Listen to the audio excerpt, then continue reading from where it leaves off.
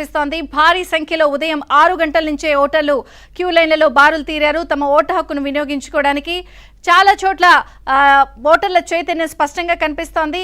ఇంకా ముఖ్యమైన విషయం ఏమిటంటే సమస్యాత్మక ప్రాంతాల్లో కూడా మనం భారీగా క్యూ లైన్లు చూస్తున్నాం. అలాగే యువత మహిళలు కూడా భారీ సంఖ్యలో ఓటింగ్లో పాల్గొంటున్నారు. అలాగే తొలిసారి ఓటు హక్కు పొందిన వాళ్ళు కూడా తమ ఓటు హక్కుని వినియోగించుకుంటున్న పరిస్థితి. రాజకీయ సినీ ప్రముఖులు కూడా తమ ఓటు హక్కును అనేక పోలింగ్ బూత్లో ఉపయోగించుకున్నారు. అటు ఏపీ వ్యాప్తంగా తెలంగాణ వ్యాప్తంగా మాత్రం ప్రశాంతంగానే పోలింగ్ జరుగుతున్న పరిస్థితి. తెలంగాణలో జూబ్లీహిల్స్ పబ్లిక్ స్కూల్ దగ్గర మా ప్రతినిధి హేమ, అలాగే ఏపీలో రాజమండ్రిలో జరుగుతున్న పోలింగ్ వివరాలు అందించడానికి రాజాబాబు సిద్ధంగా ఉన్నారు. ముందుగా మనం ఏపీలో రాజాబాబు దగ్గరికి వెళ్దాం. రాజాబాబు, పోలింగ్ అప్డేట్స్ ఏంటి? విజయచంద్రిక ఉమ్మడి తూర్పుగోదావరి జిల్లాలో ప్రశాంత వాతావరణంలో ఈరోజు పోలింగ్ జరుగుతుంది.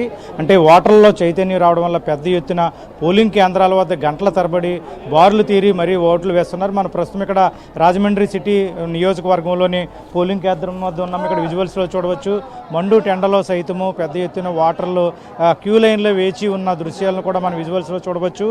ఈ ఎన్నికల్లో పెద్ద ఎత్తున ఓటర్లు తమ ఓటు హక్కును వినియోగించుకుంటున్నారు.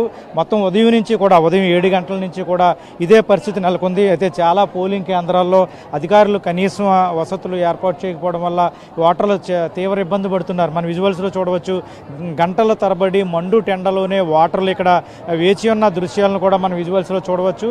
ప్రతి పోలింగ్ కేంద్రం దగ్గర కూడా ఇదే పరిస్థితి ఉంది.